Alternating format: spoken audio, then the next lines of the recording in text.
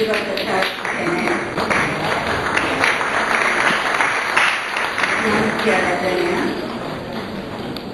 Mr. Cyrus Poonawalla,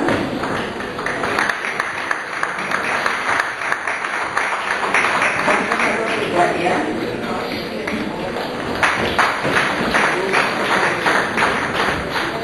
Mr. Solis, Mrs. Farokh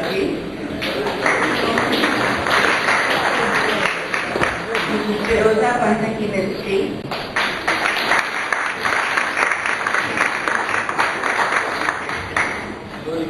and Mr. Ranjit Koswale.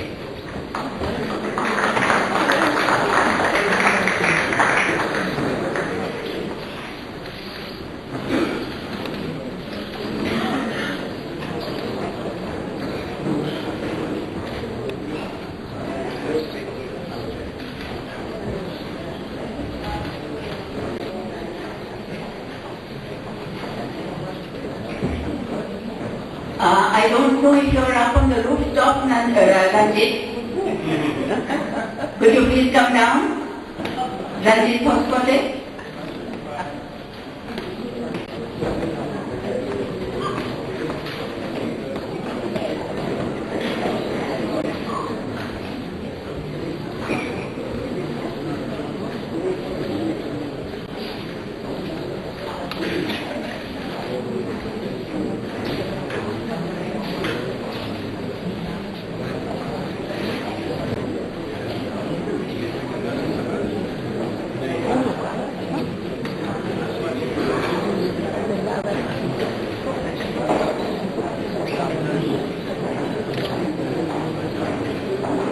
Distinguished dignitaries on the dais and distinguished guests, I welcome you all. It is said that you can't make footprints in the sands of time sitting down. It is to those few then to whom we owe so much that we are inaugurating today across oceans and flowing silks from Canton to Bombay, 18th to 20th centuries, curated by Firoza Godrej and Firoza Pantaki Ministry, depicting their trade with China and what they did as philanthropists to shape Bombay city and play a key role as nation builders through their vision and achievements. No Parsee is an island is also being inaugurated, tracing the work of Parsee artists from the late colonial period to the present.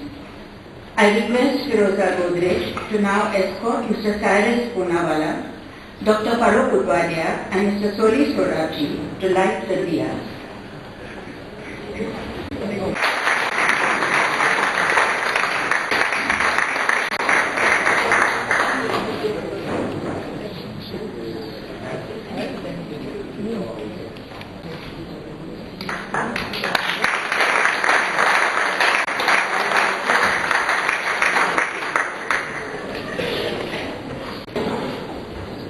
Our gratitude today is extended to the following two host institutions, the Bombay Parsee Panchayat and the National Gallery of Modern Art, for this beautiful venue. Tomorrow we inaugurate the 10th World Zoroastrian Congress.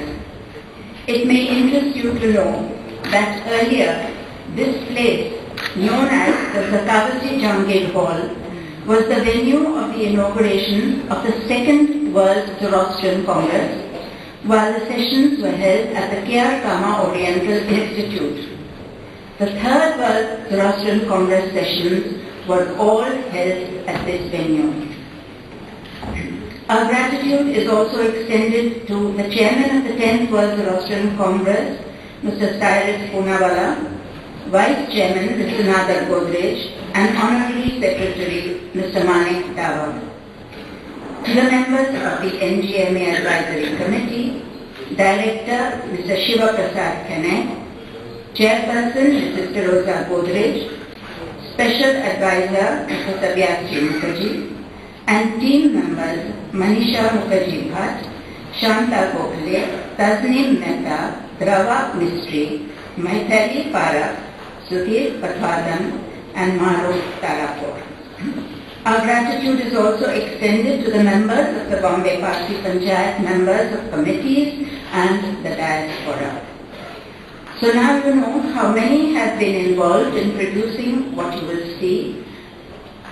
For a month up till the 28th of January 2014, to your heart's content, along with a series of programs each day. Mr. Shiva Prasad Kenneth has been associated with science museums in India for the past 28 years as curator and director. He is the director of both the National Gallery of Modern Art at Bangalore and Mumbai, as well as the Nehru Science Centre, Mumbai. He has designed and established, among others, 3 science centres at Dharwad, Coimbatore and Pilikula in South India. To his credit are more than 60 science articles and research papers published in leading science communication journals in India.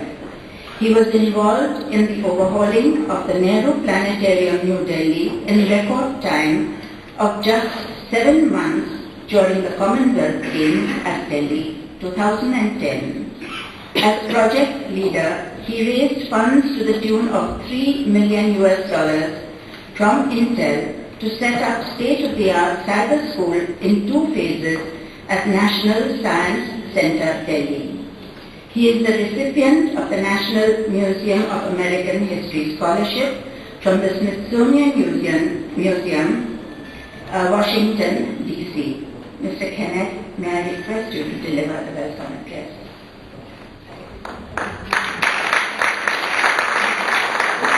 Distinguished guests on the dais, ladies and gentlemen, on behalf of the advisory committee members of the National Gallery of Modern Art, Ministry of Culture and the colleagues at the National Gallery of Modern Art, it gives me immense pleasure to welcome you all. At the very outset, I would like to welcome the members on the dais, Mr. Farokh E Udwadia, who has very kindly accepted our invitation to be with us today for inaugurating this exhibition. These 2 concurrent exhibitions, in fact. Dr. Farokh E Udwadia. We also have with us on the dais Mr. Cyrus. We have the co-curators of the exhibition, Ranjit Hoskote, Ms. Nancy Adangia, Florida Mistry, and of course, last but not the least, our own chairperson of the National Gallery of Modern Art, who incidentally is wearing 2 hats today, one as the chairperson of the National Gallery of Modern Art, and of course the other one as the curator of both these 2 wonderful exhibitions which are concurrently on at this National Gallery of Modern Art. It's a pleasant surprise for me as well that this very hall has been a host to 2 of the 10 Jurassic Congress which are being held all over the world, and I understand that the 10th one is coming back to Mumbai after about 23 years. It's a great honor for this institution and the Ministry of Culture to be hosting these 2 concurrent exhibitions. I know normally the exhibition that we've been having, including one of the highly internationally acclaimed Tagore exhibition, we have about 150-160 audience. Perhaps we are not so prepared for the kind of a turnout that we are having today, and I can feel a little bit of heat, not just about the dignitaries here, but also because the human load itself is so huge that the air condition that is presently working is not enough to cool all of us. So that's the kind of excitement that awaits you in these 2 wonderful exhibitions, which you will have an opportunity to see. It's a great honor for the National Gallery of Modern Art to be hosting this exhibition. I would also like to thank the print and electronic media, the delegates who have come from different parts of the world for attending the 10th Jurassic World Congress. It's a great honor that you will have this exhibition here, right across the road. You have this cylinder exhibition which is on. It's a great coincidence that all these things have come together, and it will be a wonderful 1 month long events and activities that this National Gallery of Modern Art will be doing, and which we hope will come in as many large numbers as you have come today. In these 2 words, again, I would like to, on behalf of the National Gallery of Modern Art and the Ministry of Culture, welcome you all to this inauguration of these 2 wonderful exhibitions. Thank you. Thank you, Mr. Kenneth. When I first started helping to identify artifacts for this exhibition, it was amusing. Have you ever tried working with two Firozas? You talk to one and the other replies, or both do the moment you say Firoza. Unfortunately, my happy working days with them were short-lived when I was drawn to work for the 10th World Rostrum Congress. So I missed out on this beautiful experience which we three had also shared with Khurshid Gandhi when we did the exhibition of portraits of a community in this very venue in 2002. So I now request Firoza Godrej, whose heart and soul has been immersed in this exhibition for over a year, to say a few words and take you through her journey down history lane of this exhibition. Good evening, ladies and gentlemen. Mr. Khanate said I wear two hats this evening, so on behalf of the NGMA Mumbai, I extend a very warm welcome to the distinguished guests on the dais. To Mr. Khanate, the director of the NGMA, to Mr. Sabyasachi Mukherjee, who is special advisor to the NGMA, unfortunately is not here, but his was the first SMS I received this morning. Big day, congratulations. Big job done. Work well and come back fast to work for the museum across the street. My fellow committee members, Shanta Gokhale, Manjit Sabhat, Kasim Mehta, Maithili Parekh, Maruf Parapur, Sudhir Patra, Manjuba Mistry, and Mr. Shankar, who is the keeper of this museum. Without their cooperation, shows like this cannot really take place. I'm indeed very grateful that Dr. Cyrus Poonawalla, chairperson of the 10th World Rostrum Congress, found it appropriate to be here this evening at the beginning of the Congress, which officially starts tomorrow, and Mr. Nadir Godrej, co-convener, co-chairperson of the 10th World Rostrum Congress, and Mr. Manik Rao, co-convener of the 10th World Rostrum Congress. When we were looking for a chief guest for this evening, one normally goes through the dignitaries, Ministry of Culture, etc., etc.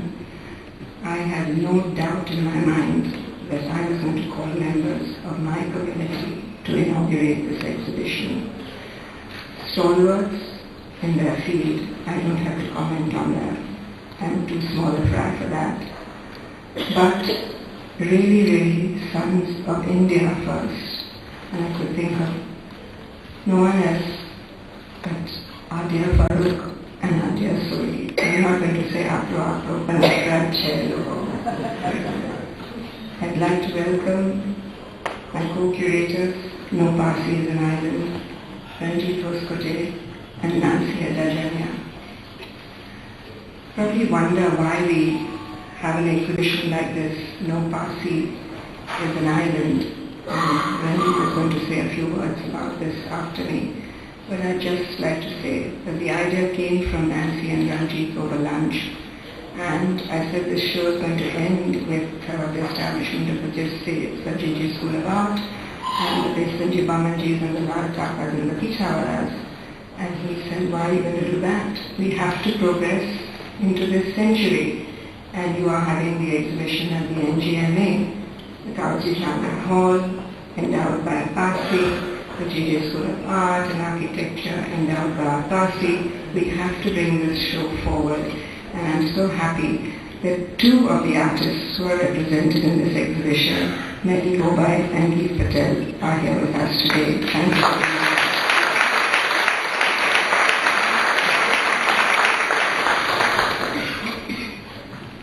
Just 1.5 years ago, when the planning of this event was just a gleam in our eyes, it was just a thought, not even a dream. And the thought was, who are we Parsees? And what has made us what we are? This minuscule community, buffeted by the winds of history, geography and economics. This community who traversed hardships beyond imagination just to safeguard their faith. But the story we are attempting to visually unfold today is not about religion. It is about people. a people who personify the epitome of resilience. We voyaged eastwards across hostile oceans, being among people whose language we didn't know, whose food we probably didn't like, whose habits were very different from ours, and whose dress was not at all like ours, and perhaps even their ways of business was not like ours. But it was a spirit of do or die, a spirit of adventure. This period, the 18th and 19th centuries I'm referring to, has in recent times evoked great interest among scholars and others. Today there are several universities across the globe studying the China trade, not just in our century, but over the last 300 years. It is also a story of the flowering of the Parsi community in India. I was told at the beginning of this evening by one of my progeny, please keep it short. And I do believe the work that we have put in should speak for itself. But I would be failing in my duty if I didn't mention the people who contributed to the catalogue. It's more than a catalogue, ladies and gentlemen. I think everything that I seem to be doing just gets bigger and bigger and fatter, and I have to call a halt. But I would like to acknowledge here Homi Baba for his foreword, and for the authors for their valuable contribution of essays to the catalogue, Mariam Dosal, Amitabh Ghosh, Ghulam Nazi, Jesse Palsetia, Tilkankar Roy, and Farokh E Udwadia, who is with us today. Exhibitions such as these cannot take place on the shoulders of one or two people. And exhibitions can be conceived by us, we can dream about them, we can be flowery about them, but we have to be practical.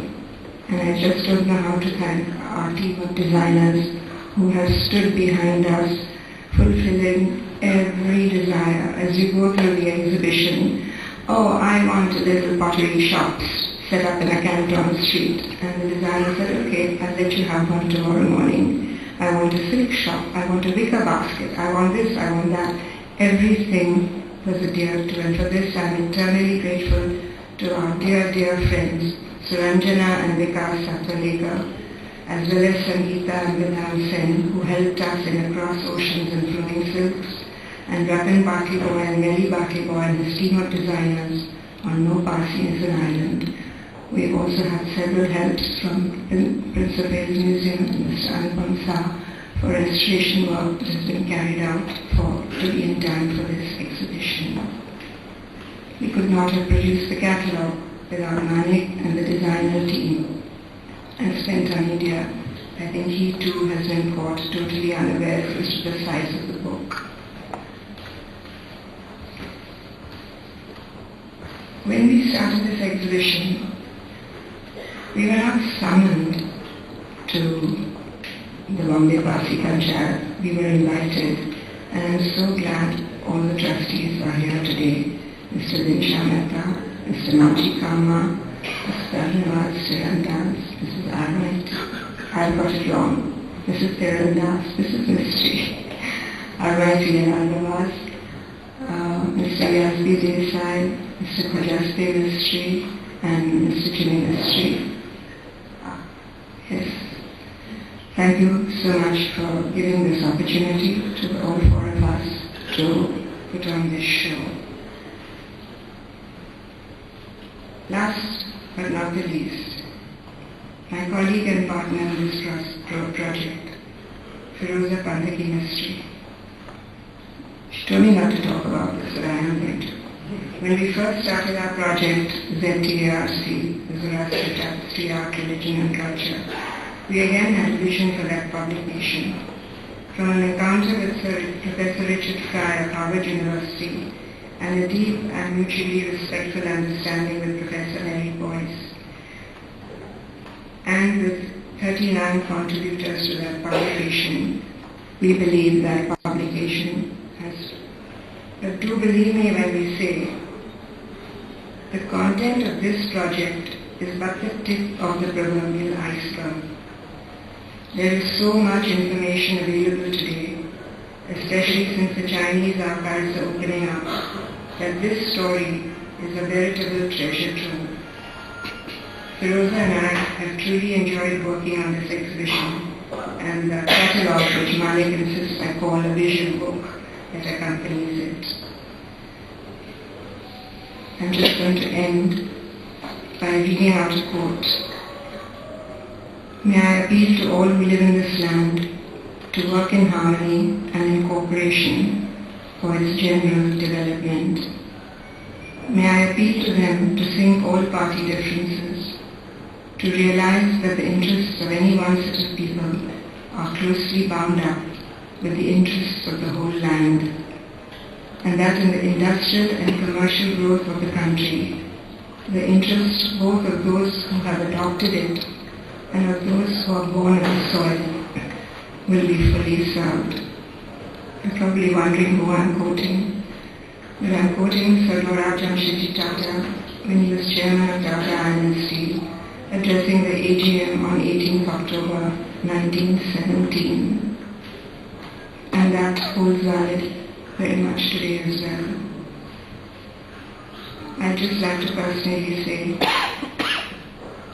that personally I find the great thing in this world is not so much where we stand as in what direction we are all going to be moving. Progress is something we have to think of all the time. Thank you, ladies and gentlemen, for giving me this opportunity. I welcome you once more to the exhibition and to the NGMA. And I was talking to my four curators very late last night. I said I want to dedicate this exhibition to something. But before I tell you who that something is, I have to tell you, we put on a wonderful program which is going to last a whole year. It's called the Zoroastrian Rhapsody. These events will start from January. As a matter of fact, one of the events will start as soon as you get up, because you see there's a loom set up in the room, which is a Kanchoi loom. Very difficult to find. We sourced it in Banaras. The weaver is an absolute delight. It's taken him 4.5 days to set this contraption up. He has a computer in there, or he has an abacus, but he doesn't have a regular computer like we know it today. So from today onwards till the 28th of January, there will be lots of activities. Please look on the internet. If you have this card, the activities are published over here. So come and join us in a Zoroastrian Rhapsody from Mozart to Mercury. And we dedicate this exhibition, with your permission, my co-curators, to the future. To the future that we're going to follow, to our children of all communities.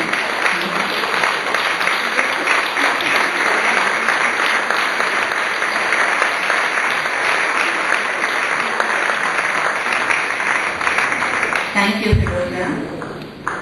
I now request Mr. Ranjit Hoskote, author, poet, cultural theorist, and co-author of No Parsee is an Island, to say a few words.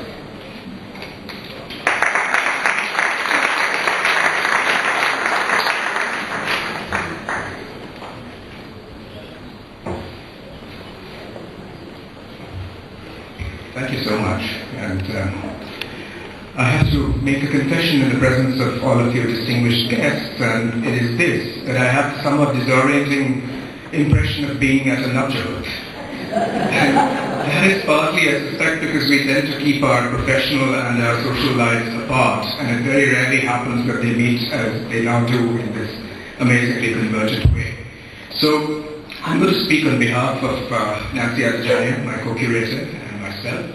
And first of all, thank Firoza Godrej for having made this amazing twin exhibition possible, and also really to celebrate the efforts that have gone into this on all hands. Firoza, you've already thanked many of our collaborators and interlocutors. So let me simply say in a very few words what it is that we hope to achieve with No Man is an Island. I also want to say that we actually should have heard from the two Firozas before, because in a sense this magnificent show that you see here around us, with its Canton and Bombay narrative, ends at a certain point with the late 19th century, which is where the story begins for Nancy and for me.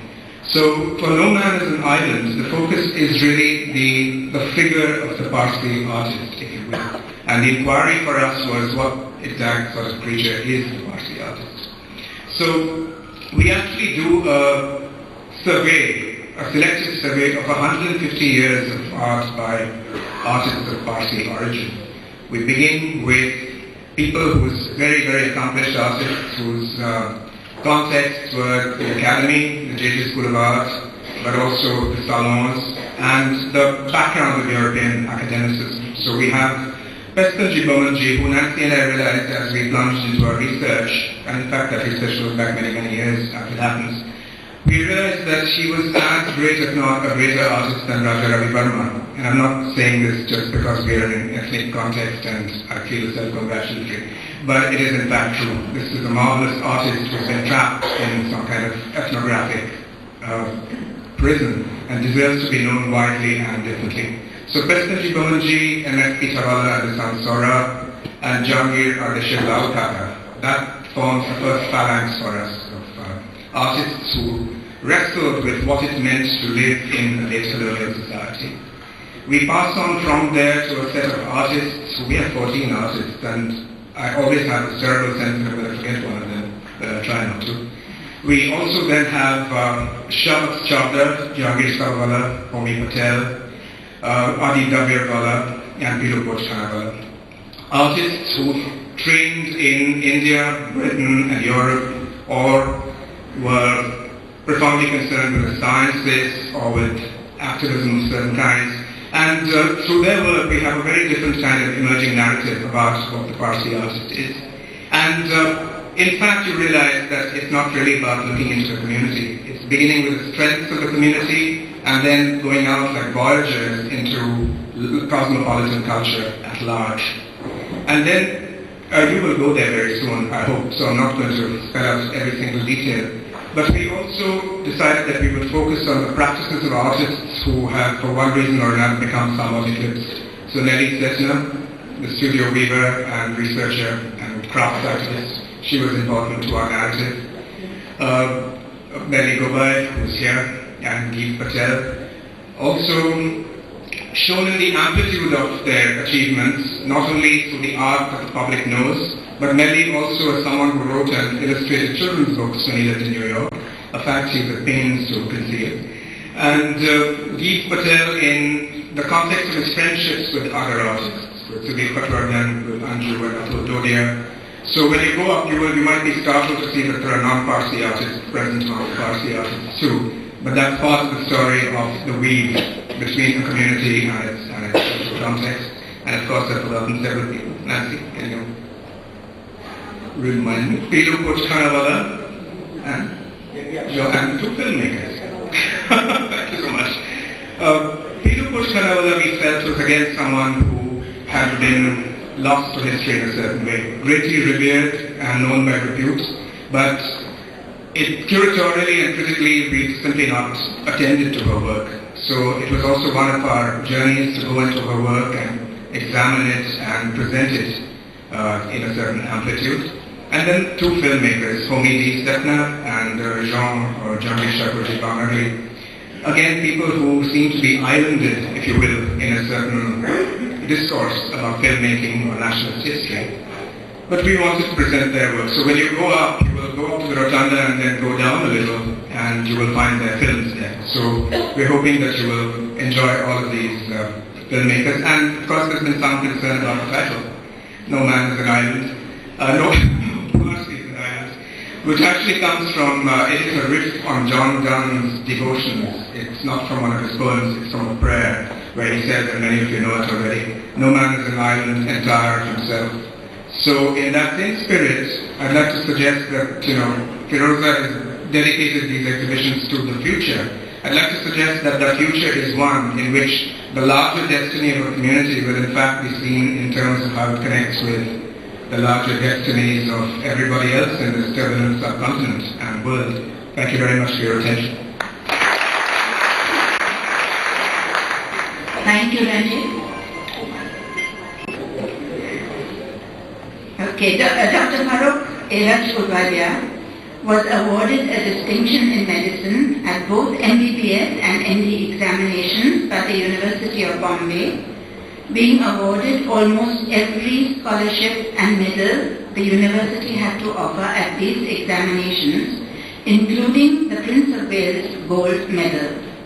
He was elected a Fellow of the Royal College of Physicians, Edinburgh, at the age of 38, the youngest Indian ever to be so elected. Regarding his hospital attachments, he is Emeritus Professor of Medicine, Grant's Medical College and JJ Group of Hospitals since 1989 and connected with the Breach Candy Hospital and the B.D. Petit Parsees General Hospital. He is consultant physician to several institutions in Bombay and also to the Governor of Maharashtra since 1977. Some of his published books include Principles of Critical Care, 1995, which is a standard work of reference in the country, the first book of its kind in India, Man and Medicine, A History in 2000, and if you have not read The Forgotten Art of Healing and other essays which I have, I recommend you read it. He has to his credit over 50 publications in international and national journals, chiefly in respiratory, tropical, eosinophilia, tetanus and critical care medicine.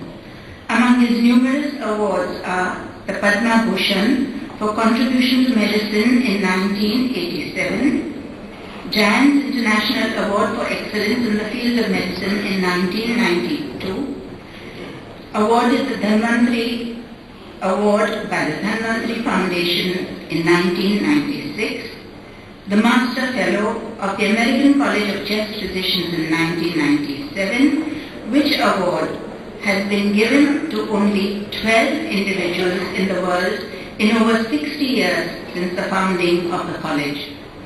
Farokh, may I request you to say a few words?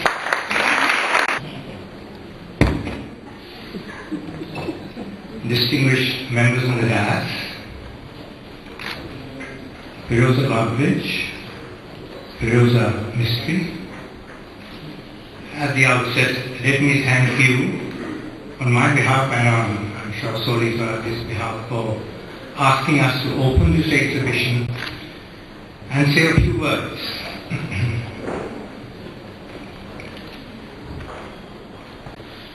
The story really is of a band of Zoroastrians living in the 10th century AD who had been persecuted, badly persecuted, for several years. Also of their ancestors, many of whom were killed, and the others persecuted for adhering to their faith, refusing to embrace Islam. These band of hardy, brave Zoroastrians decided, I'm sure after some agonizing thoughts, to leave their motherland and set sail on rather flimsy sail ships across unknown seas, weathering storms, the vagaries of weather and the vagaries of fortune, hoping to seek shelter in some other land. They did not know which land, in the hope that they could practice their faith in freedom, live free, and perhaps make a better existence for themselves. Perhaps you think this is the beginning of the story, but I'm sure the beginning is not shown here. This is the beginning. The beginning is at Castelia. I love history, and therefore I think you should know this. Castelia was a border town in the northwest of Persia. It was there that the fate, unfortunately, of Persia was decided. Because it was there that the scepter of Islam came into violent collision with the empire of Persia. I love battles. Forgive me if I give you a small account of this battle because it's so fascinating. There were the Arabs ranged against the Persians. The Arabs marched against the Persians and they were repelled. That was the first day.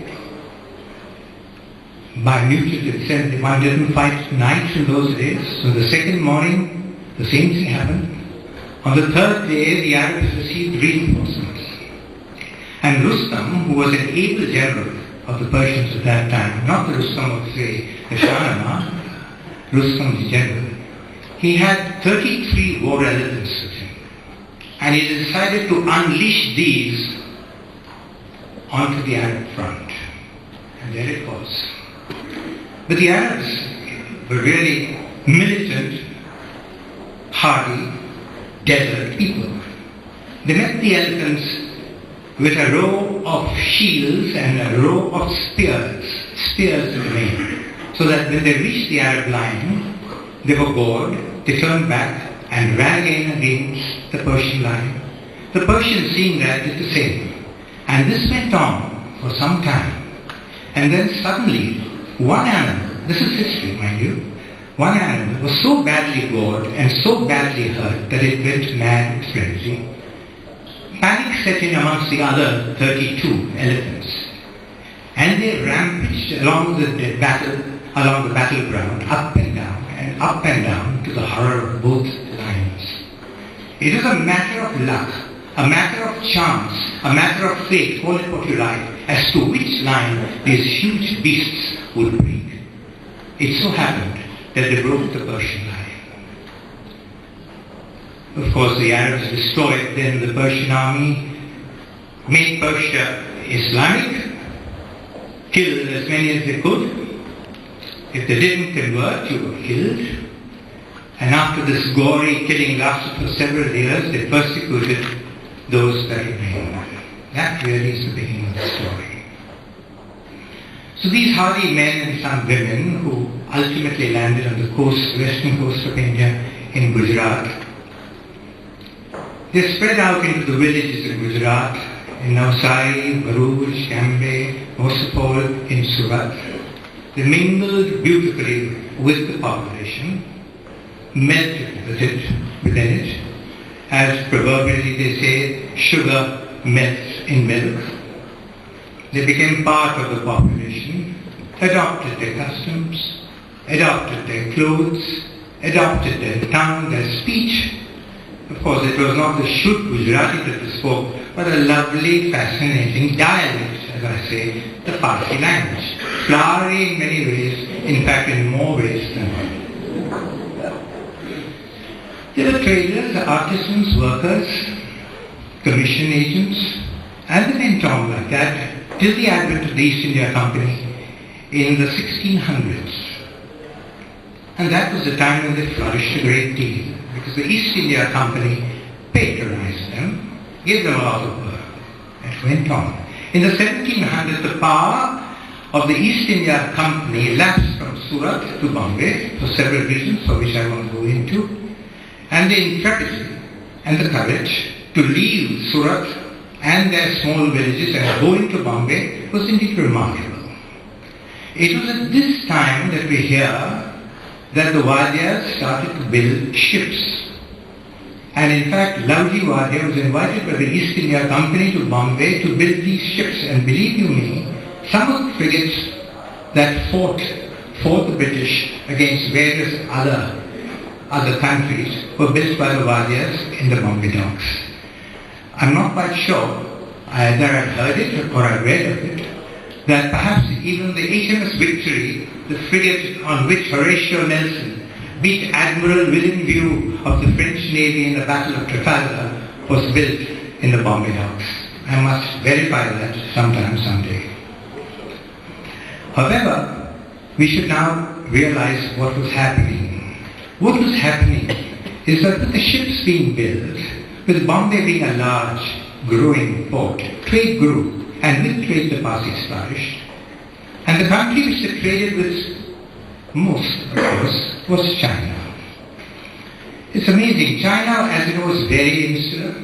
Once upon a time, it opened its trade by lending out, or leasing out, or letting out a small area along the river along Canton, the Pearl River, where they allowed the traders to come, build warehouses, even build small factories and stay there.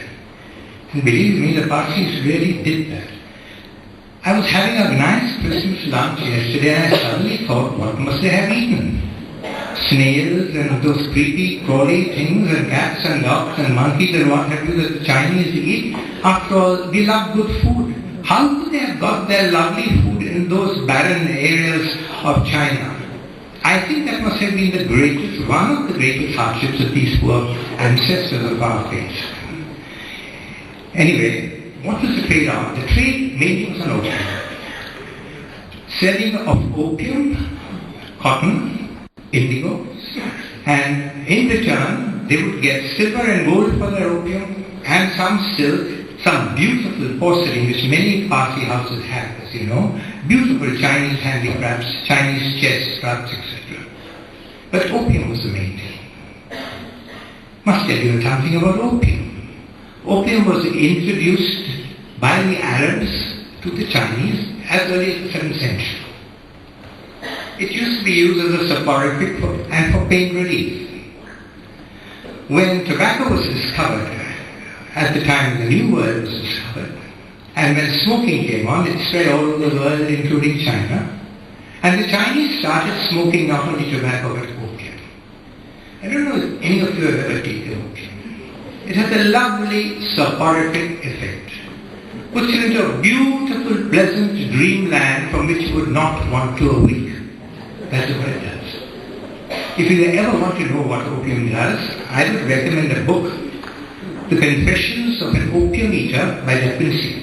It was lent to me by a dear friend of mine who is now a very big surgeon in South India, who used to take opium every time he went for an examination to steady his nerves and to placate his palpitating heart. But opium, taken on for a long time, is obviously addict forming, and like all addict forming drugs, it destroys the individual. And that is what it did to the Chinese people to a great extent. It affected their administration, it affected their people, it affected the military, so much that it was banned. In the late 18th century it was banned, but the trade went on. Trade went on surreptitiously through smugglers and openly, perhaps with the connivance of corrupt Chinese officials who are probably as corrupt as we have officials here today. And then of course it was impossible for the Chinese emperor, so it was the Manchu dynasty, the Qing dynasty, to tolerate this anymore. So one fine day the Chinese emperor confiscated some of the warehouses along the river which contained opium, and that brought on a conflict, the first opium war. And it was bad. The Chinese, they lost. And what happened was that the Chinese had to open up 5 new ports, CC, 5 new ports that included Shanghai, to allow trade to come in. And that was a sad day for the Chinese. And the British prompted or instigated a second opium war on a very flimsy ground. And it made their hold on China even greater. Not just China, this was a war with the French and the English versus the Chinese. It was really a colonial exploitation of a country which had been very strong right up to the 16th century, but which had now begun to decline. This is how it was. Opium is really remarkable. I must recount the story of a valedictory address that was given to us by one Parsee gentleman, Colonel Vajipayar. He was a physician. And this is how he said when he came into the room. Young boys and girls, he said, he was as stiff as a ramrod, the stop the story that I'm going to tell you, the valedictory address in very clipped English words, is my sweethearts of yesteryears. We were dumbfounded. Was he going to speak of Lena and Hilda and Hildy? Was he going to speak of Dorothy and Jane and Mary? We were really dumbfounded. No. He spoke of opium. He spoke of Sikwana. And he spoke of belladonna. And believe you me, it was a scintillating lecture. And he spoke of his one great experience which he treasured all his life.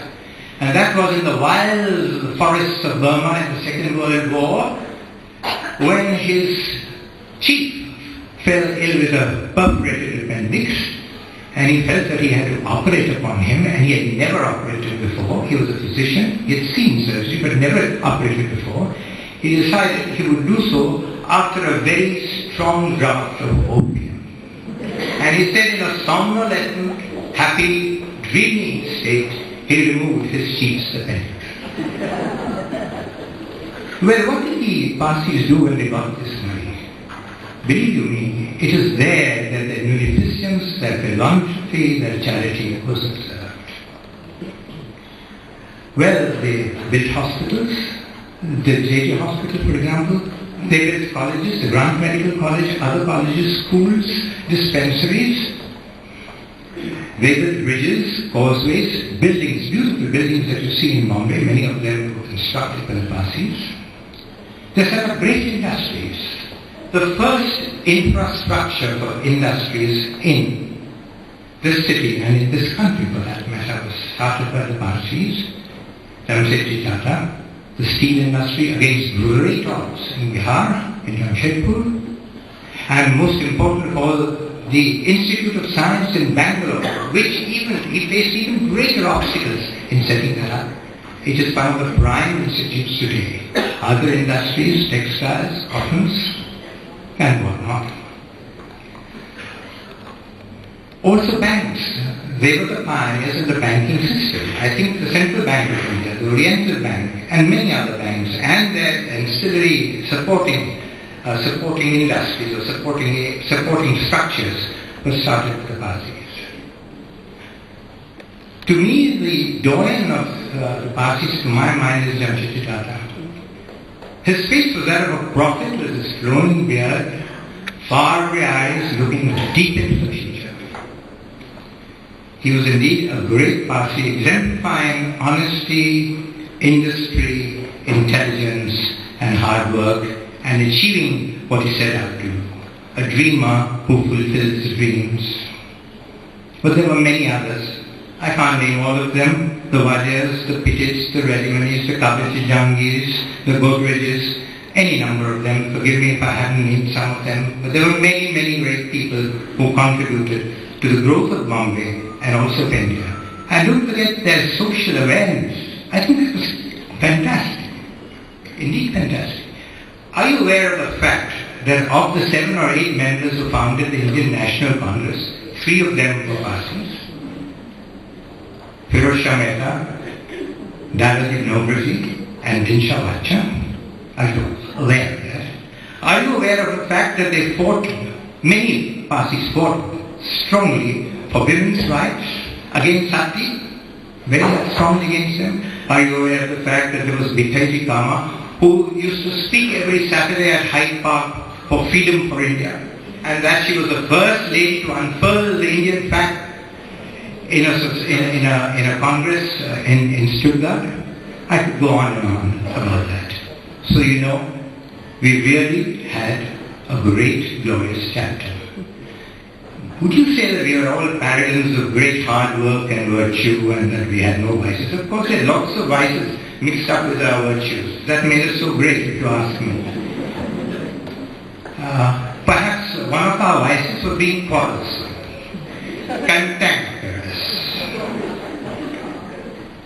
easily angered, choleric in our anger at times, short-tempered. Now this gene, fortunately, was suppressed in the early years when the Parsees were there. It seems to be becoming dominant now. I would urge it to be again pushed back into the recesses and become again suppressed for all time. But at the same time, we had good points as well. And I think one of the best points we have is our humor. We love to laugh at ourselves. Poor Soli, when he was here in the High Court, he used to put us into splits of laughter with his jokes and with his mimicry. We certainly miss that now since he's gone to Delhi. Perhaps he should give us a demonstration one day in Bombay at one of our houses. I hope he remembers his jokes and remembers his mimicry. I can tell you one little sentence of how quarrelsome a Parsi can be, and it amused me when I heard it many years ago when I was in college. And it is this, that if there was a single Parsi left in the whole wide world, and he came and stood in front of the mirror and saw his reflection, he would pick a fight. This is how it is. So yes, we've had a glorious chapter. But can we live on our past glory, I ask you? No. No one can live on one's past glory. I think we need to change. I think we need to break the shackles of our ethnicity. We need to look out to the outside world. We need to let the winds from the outside world clear the mist from our eyes and the cobwebs from our brain. We must remember, ladies and gentlemen, that the history of the world is a chronicle of change. That the history of civilization, of all human endeavor, is a chronicle of change. For that matter, even the history of religion, in some ways, is a chronicle of change. If we remain cocooned within ourselves, looking within ourselves and not outwards, I'm afraid we might well die. But if we change, and change for the better, for all you know, we may survive and perhaps even flourish. I'd like to say just a few words on No Parsi is an Island. Just a few words. I love art. I simply love all artists. I think they are the pillars of our society. Why do I say that? I say that because they see the world not as you and I see it, but they see the world as it really is. They look into the pewter pot to see the world as the world is not. And I think they are also great forerunners of the future. Great artists and great art have always predicted what the future can be. There's Mehdi Gowai and there's Dr. Gail Patel. I know their works, but I don't possess them. But I do possess the Sabhava, and I love him. I love him for his beautiful work, his evocative work, a certain spirituality, a certain search for something which is missing within you, a search, I think, which goes on forever. You said, no Parsi is an island. I think we should be a little bit more universal and say John Donne's real words, no man is an island. It just means that there is a universality and a brotherhood in all human beings. No man is an island, entire by itself. Every man is a piece of the continent, a part of the main. But what I like most about John Donne are the last words in these. Perhaps because I'm in the medical profession, perhaps because I face life and death so often, when he says, every man's death diminishes me, because I am concerned with mankind. Therefore, ask not, or send not to ask for whom the bell tolls. It tolls for me. Thank you very much.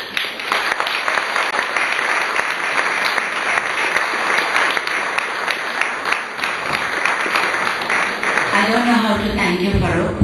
I think the claps have said it all. And you're right. The only constant is change, and we need to change.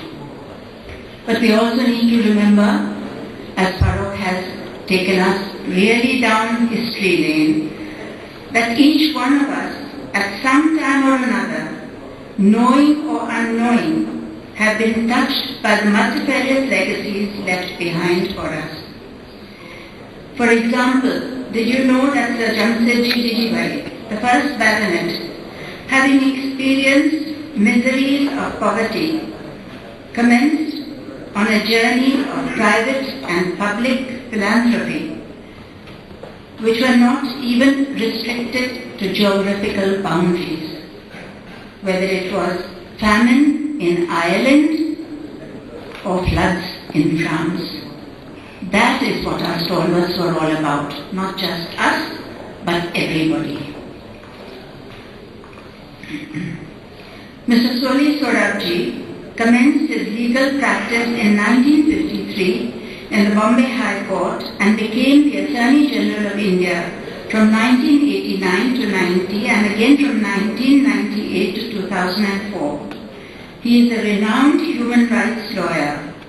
He was appointed by the UN as a special rapporteur for Nigeria in 1997 to report on the human rights situation in that country. He became a member and later chairman of the UN Sub-Commission on the Promotion and Protection of Human Rights from 1998 to 2004. He is a member of the United Nations Sub-Commission on Prevention of Discrimination and Protection of Minorities since 1998. He has served as member of the Permanent Court of Arbitration at The Hague from 2000 to 2006. A champion of freedom of speech and expression, he has defended freedom of press in many landmark cases in the Supreme Court of India and was instrumental in revoking censorship orders and bans on publications. He was honoured with the Padma Vibhushan, the second highest civilian award in India, in March 2002 for his defence of freedom of speech and the protection of human rights. He has a number of publications to his credit which include books, essays and articles including The Emergency, Censorship and the Press in India 1975 to 77 and Fundamental Rights as published in the Public Law in India 1979. Apart from these publications, he has also been regular contributor to Indian newspapers like Indian Express. His biography has been written and publications compiled by Prachi Sinha, lecture series, Graduate Assistant. So may I now request you to say a few words? I'm very happy to see all of you here, and particularly to my friend Mehdi Gopal, whom I've known since 1940. I think it was quite an adventurous thing for us to have a doctor and a dog on the same dance, because the general belief is avoid laws like the plague. But when there is plague, you can't avoid doctors. Farokh has given you a history of what happened, how we were persecuted, of our landing in Sanjan and all that. I will take it a little beyond that. Of the many comments of Gandhiji, the one I remember distinctly is what he said of the Parsees, contemptible in the numbers, but magnificent in their achievements.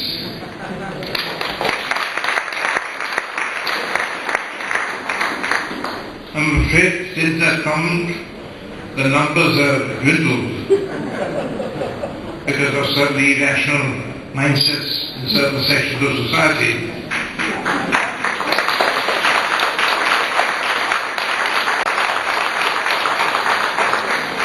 But the achievements have not dwindled, they have grown. Let's remember a few people of whom we as Parsees we are very proud. Homi Bhabha, the scientist. The Atomic Energy Institute of Homi Bhabha. That's put us on the world map. Then, when it comes to defense of the motherland, remember our engineer brothers who defended our skies? John Thurston, the naval chief, who made a good fighting navy, and of course on the land we had Sam Bahadur, Field Marshal Maisha, affectionately known as Sam Babu by all his troops. These are the people who, in the hour of need, when the nation was facing threats from external aggression, really rose to the occasion and did us well. Then trade and commerce. We have Latin houses of Tatars, Godrej and Vajras. Now when the opium was of poison, as the Emperor of China declared, I think it was defanged by Parsi charities and philanthropic activities. And I didn't realize the importance, and that Farokh has done a very wrong thing to Rava. For me, I want to try a little opium. After all, Thomas de Quincey wrote Confessions of an Opium Eater. I'm not going to write any confession because I've come after all sorts of things after eating opium. But there is something in it. There is some attraction in it. And if I really become an addict, do I have a better doctor than Farokh? Why don't you mention our contribution to music? Of course, Apol Zubin Mehta is very great, you all know. But do you know that we had one of the finest jazz Parsi musicians? His name was Kawas Khattam, but he was known as Rudy Cotton. If anyone knows anything about jazz, and if you remember Rudy Cotton, a great jazz musician and one of the finest tenor sax players in India, and one with a host of anecdotes. Rudy Cotton, his name was Kawas Khattam. I remember once in Paris, I was quite surprised at some nightclub. I think it was Bill Coleman or someone who asked me, is that guy Rudy Cotton still around? Yes, he's still blowing all right. And one thing I really object, in my Mahadeka, you said all sorts of things, I'm very happy, but you missed one important thing. I am the president of Capital Jazz of Delhi.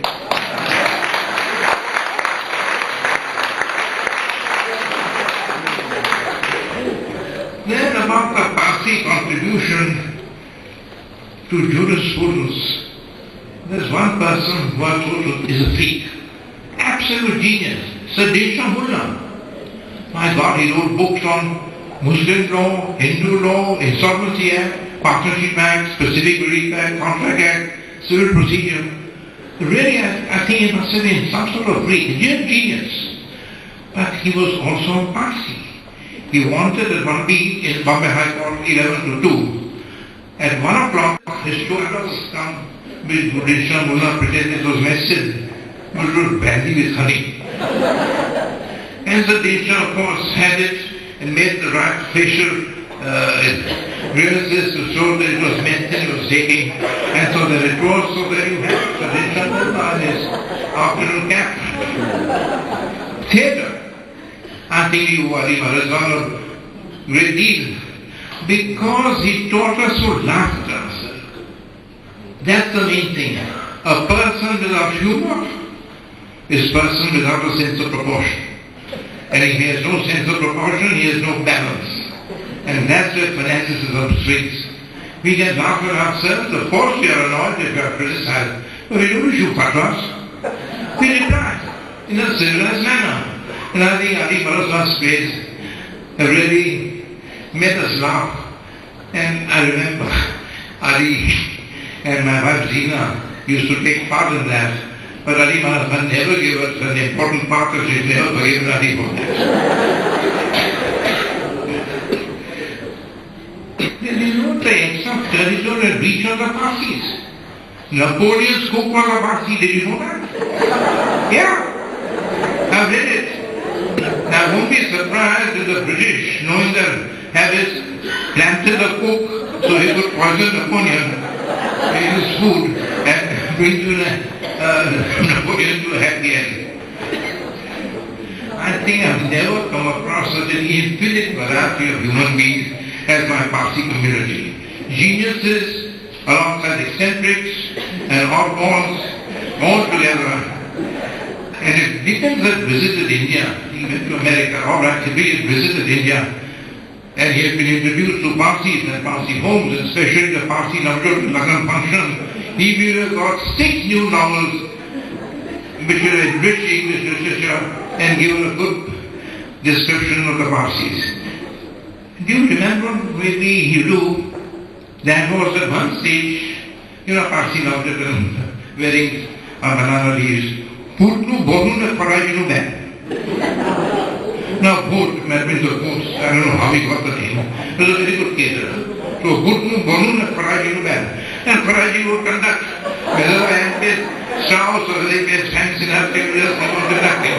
He would know what she was doing. And there it was. And I think that was a great incident. Bhutnu bodunu parajinu ben.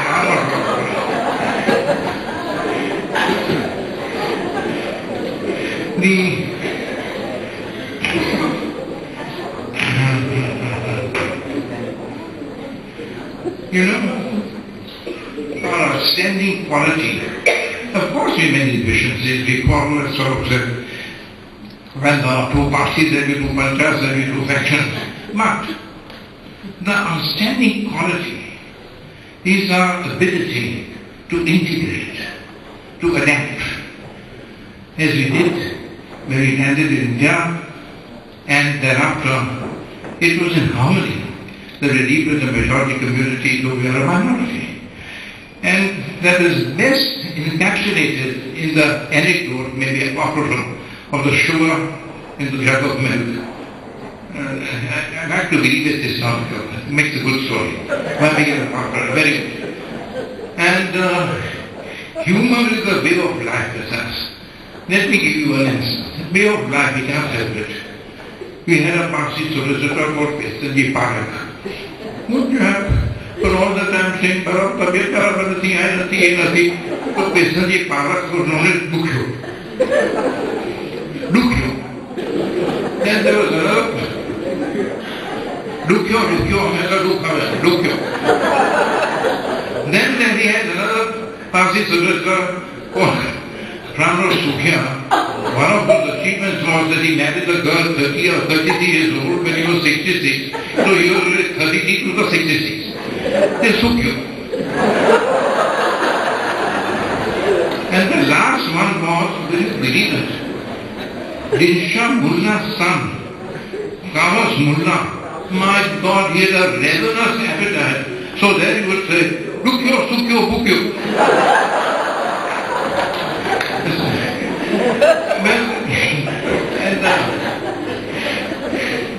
Well, we are not perfect. We can't rest on our laurels. The most important thing, and the thing I regret is that the Parsi youth doesn't want to be adventurous nowadays, doesn't want to take risks, wants the easy job, comfortable job. And that spirit, the pioneering spirit, and the spirit of adventure, I find is missing.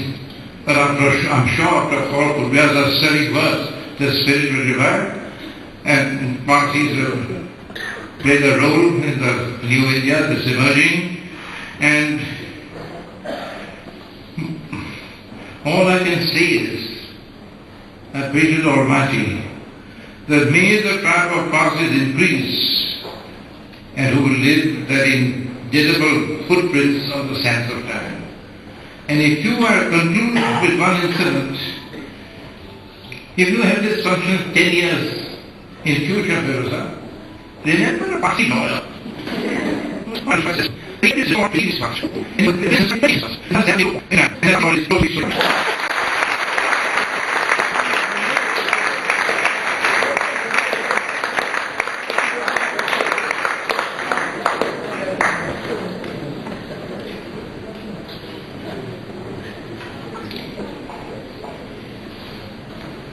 Thank you very much, Soli. Yes, we Parsees are an amazing community, and today we have seen ourselves through your eyes, which is more amazing. They say that you should wish a very happy new year, but never a prosperous one, either to doctors or lawyers. But I wish prosperity to the patients of the doctor and to your clients.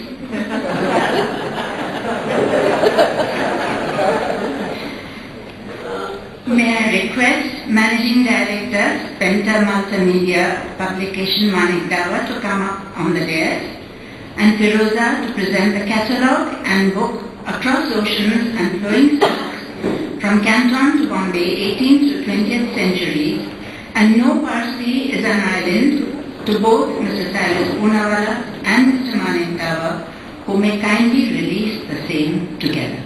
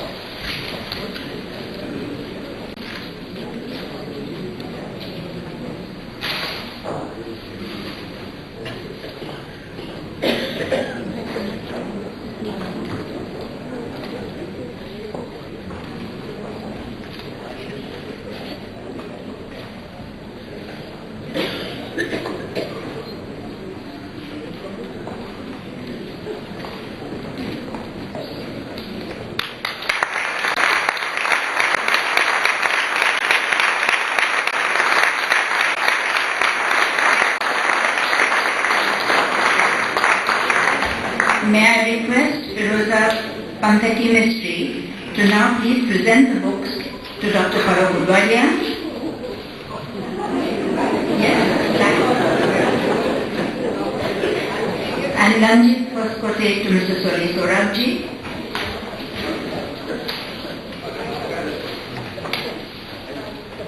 Nancy Adadanya to Mr. Kenneth.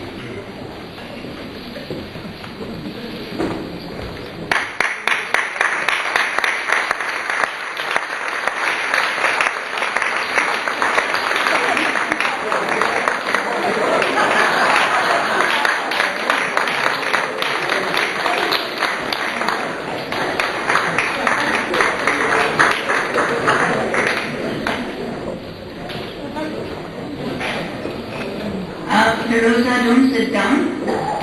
I now request Firoza Pantaki Mistry to deliver the vote of thanks. Instructed by Dr. Silas Poonawalla to make it really short and quick, but I'm afraid I'm not going to comply, but I will try. I'm delighted to be here today at the opening of an amazing exhibition, and I've been given an impossible task to thank all who have been involved in making Across Oceans and Flowing Silks from Canton to Bombay the exhibition of the year. We wish to thank those who have breathed life into this exhibition, and this exhibition is a tribute to all those Parsi traders who braved the journey of 4.5 months to China in the 19th century amidst squalls, hurricanes and swashbuckling pirates, and who made it to China and are the amazing ancestors of many with us in the audience today.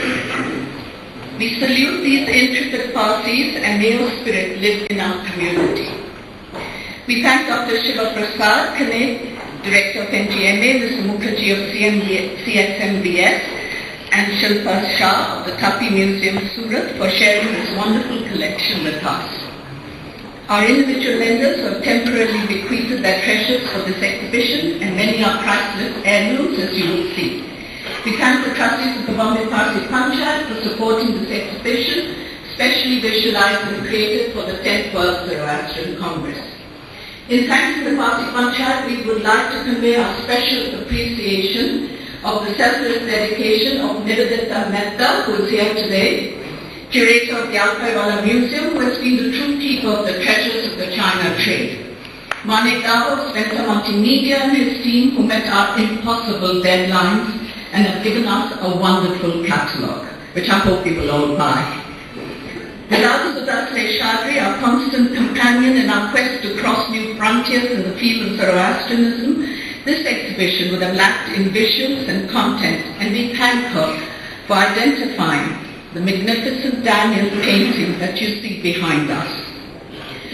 For the brilliant execution of our exhibition design that you see here today, we thank Suranjana and Vikash Satwalekar and Sangeeta and Vedant Sen, who have met with our absolutely crazy timelines and have worked endlessly through many nights to create the magic of Canton, Bombay, Surat and Yas.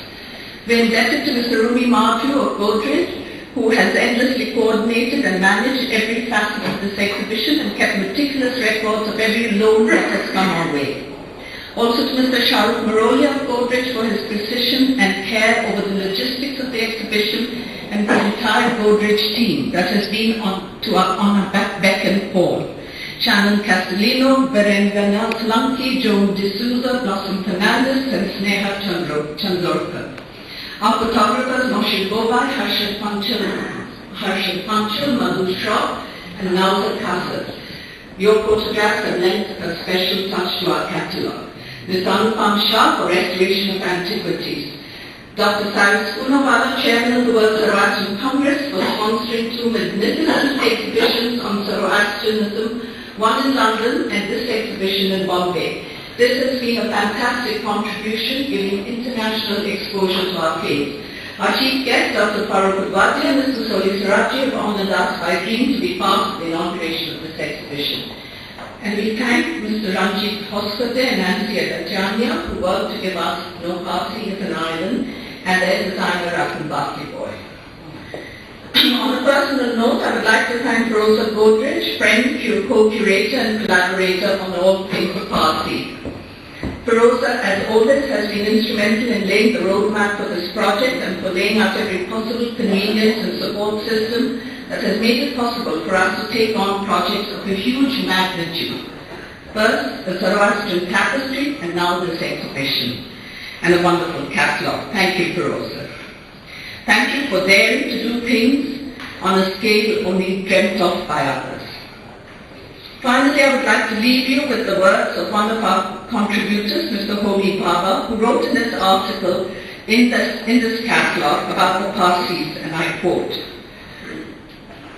"Layered cultural traces mark the lives and times of a minority community that came from elsewhere and made its home where it found itself, amongst friends and strangers, and from there reached over to make the rest of the world its own." Thank you.